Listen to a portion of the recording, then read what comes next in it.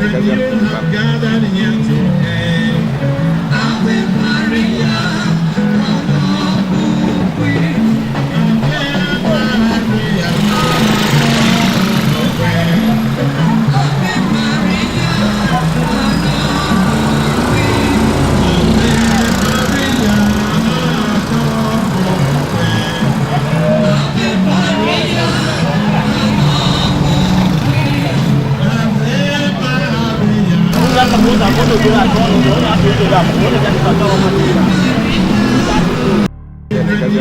gathered here today. Ave Maria,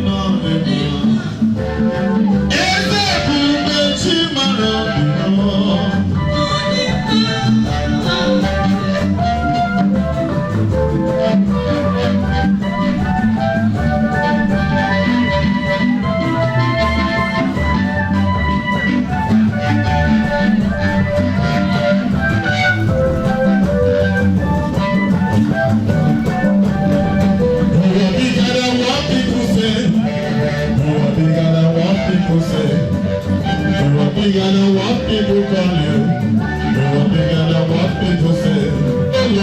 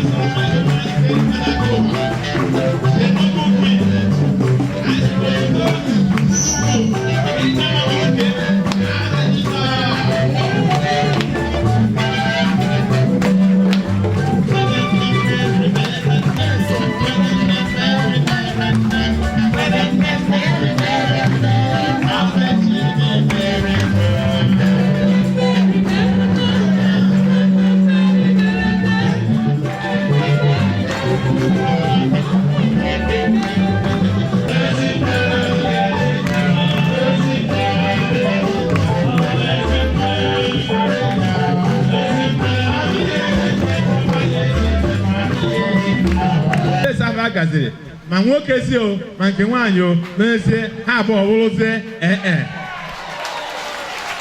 amen.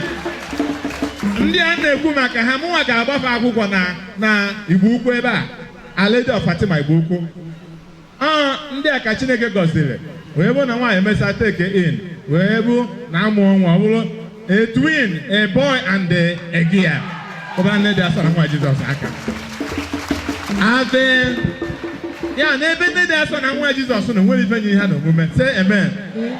Aga m akwụsị ebe enwere many testimonies ma m akwụsị ebe a because of time. Mana ọ ka ịmata na eluigwe alụgo ọtụtụ ọrụ n'ebe a. Ihe enwe ekwere mmadụ nghọta ịgbanwere mmadụ ọbara AS ma nwoke ma nwaanyị gbanwee ha osutu the divine purpose wee mụọ the two ihe na ụmụaka na-agbado ihe dị a na-abịa adoration. So ana m ekene nne dị asọ wee na-asị na gị nwa bụ onye bịara ebe a n'ụbọchị taata a na-enwe oriri nke ịgba ọfala ya. Asị na ha na ebe a ọ bụrụ na ha na ebe a pụta ka ha fụghị anya na-epụta ọ sị na ọ ndị a na-ekwu maka ha na ebe a mama ejima na onye mama ejima na-akụ nne dị asọ aka ka ọ na-apụta kwere omume.